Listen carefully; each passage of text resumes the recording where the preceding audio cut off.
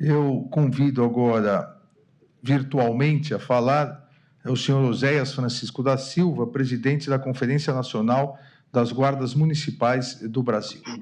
Sua Excelência, ministro Alexandre de Moraes, boa tarde a Vossa Excelência, a todos os participantes. Quero aqui externar o nosso sentimento de gratidão pela deferência da nossa participação nessa importante audiência pública. Ao mesmo tempo, quero parabenizar pela importante iniciativa, pela relevância do tema que se impõe às agendas públicas e privadas, que busca uma institucionalização para enfrentar esse grande desafio que afeta muitas cidades no nosso país, tanto pelas causas como pelo estado crescente e agravado com a própria pandemia e também as consequências.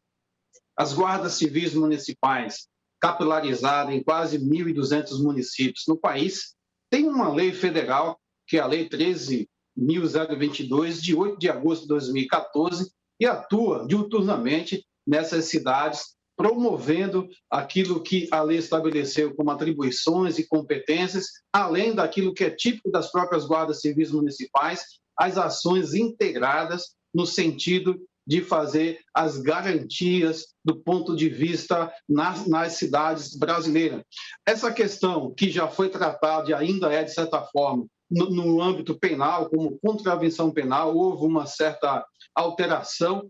na lei de 1941, mas ainda consta a questão da ociosidade como tipificação de contravenção penal no país, não é praticamente, nem pode se resumir numa atuação de polícia, nem de segurança pública, mas por se tratar de uma ação, um fenômeno altamente complexo, cujas causas têm diversas naturezas, que a própria compreensão em si reivindica um olhar multidisciplinar, a operacionalização das ações exige uma ação interinstitucional, intersetorial. As guardas civis municipais, por meio da sua lei federal 13.022, se habilita e se credencia para ser um parceiro forte, estratégico, no sentido de fazer as garantias. Eu quero aqui trazer, Excelência, os princípios norteadores das competências e atribuições das guardas civis municipais do Brasil têm uma sintonia com o objetivo da própria política nacional de proteção à população em vulnerabilidade, população em situação de rua, quando traz lá esculpido a questão da preservação dos direitos humanos fundamentais, a preservação da cidadania, das liberdades públicas, preservação da vida, redução do sofrimento, também a questão do uso progressivo da força, o compromisso com a evolução social das comunidades. Esse conjunto de princípios, quando as guardas civis municipais são revestidas e orientadas, basiladas em suas atividades, pode atuar no sentido de ser promovedores, promotores da cidadania, garantidores dos direitos em parcerias com as demais ações da nossa municipalidade. Porque, venhamos e convenhamos, as cidades são as únicas instâncias concretas, efetivas, que as pessoas vivem, convivem, demandam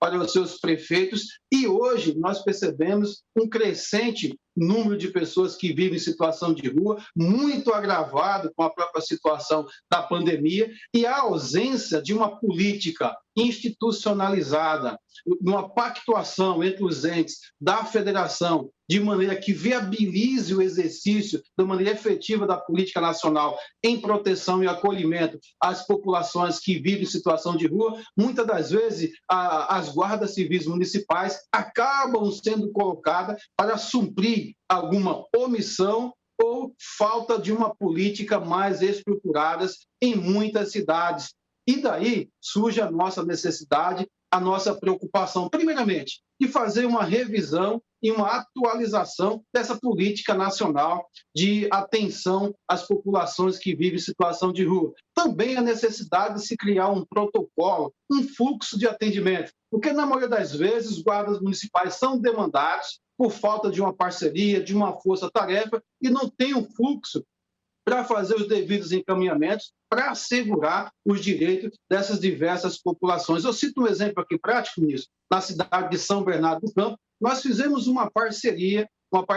em anos anteriores, aqui quando estávamos criando um grupamento de ações táticas para atender a população, uma parceria com o projeto Meninos e Meninas de Ruas, onde os coordenadores vinham para a nossa instituição, traziam o seu olhar, sua percepção, suas demandas e orientava e habilitava, de uma certa forma, contribuía com a capacitação dos guardas civis municipais nesse diálogo com a população de rua. Porque não é um problema tipicamente de segurança pública, de polícia, mas pela ausência de uma política pública, muitas prefeituras acabam colocando as guardas civis municipais para atenderem a solicitação da população. Nesses termos, eu quero aqui agradecer a nossa participação, desejar, mais uma vez, que seja exitoso, saia ações práticas e parabéns pela realização da audiência pública.